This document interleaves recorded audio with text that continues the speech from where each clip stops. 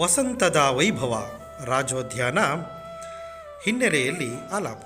ಗಿಳಿವಿಂಡು ವಿಹರಿಸಿ ಹೊರಡಲು ಸಿದ್ಧವಾಗುವಷ್ಟರಲ್ಲಿ ಒಂದು ಗಿಳಿಮರಿ ಹಣ್ಣು ತೂಗಿ ಬಾಗಿದ ಗಿಡವೊಂದನ್ನು ಕಂಡು ಸಂತೋಷದಿಂದ ಹುಚ್ಚೆದ್ದು ಕೂಗುವುದು.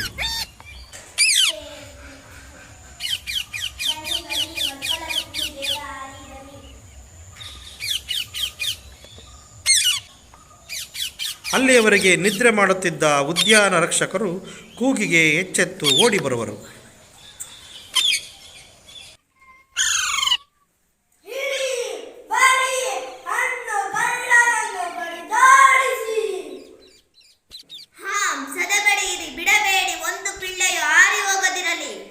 ರಕ್ಷಕರ ಕೈಗಾಗಲಿ ಬಲೆಗಾಗಲಿ ಸಿಕ್ಕದೆ ಗಿಳಿಗಳು ತಪ್ಪಿಸಿಕೊಂಡು ಹಾರಿ ಹೋಗುವು.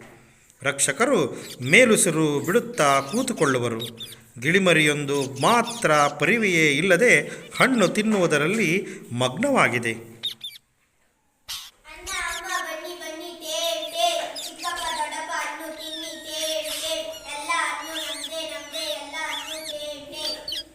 ದಣಿದು ಕೂತ ರಕ್ಷಕರ ಕಿವಿ ನೆಟ್ಟಗಾಗುವುದು. ಹುಡುಕಲು ಪ್ರಾರಂಭಿಸುವರು.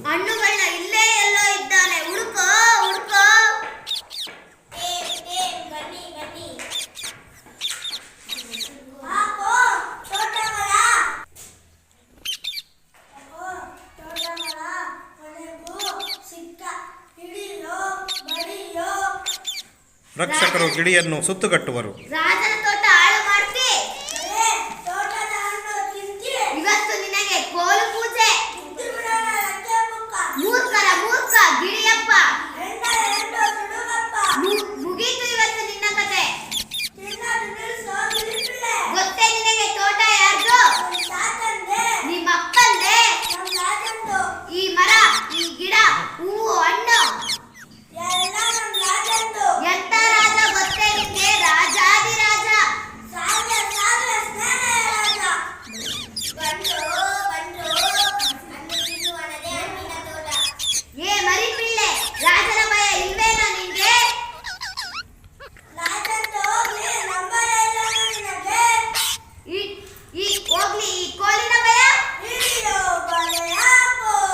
ಬಲೆ ಬೀಸುವರು.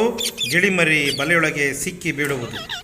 ನೇಪಥ್ಯದಲ್ಲಿ ಒಂದಿಮಾಗದರ ಧ್ವನಿ ಕ್ರಮೇಣ ಅವರ ರಂಗವನ್ನು ಪ್ರವೇಶಿಸುವರು. ಸ್ಟಾರ್ಟ್.